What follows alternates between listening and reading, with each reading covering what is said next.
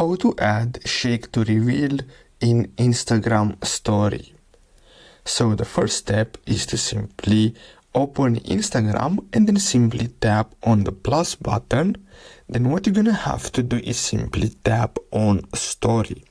Now the next step is to simply open your camera, and then what you're gonna have to do is simply take a photo like this. Then I'm gonna draw over it, so I'm gonna add a black background to it. Then simply tap on the stickers button, and then here what you're gonna have to do is simply look for the frames sticker.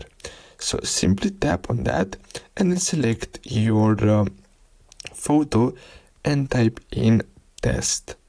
Then simply publish this to your story, and basically that's all you have to do.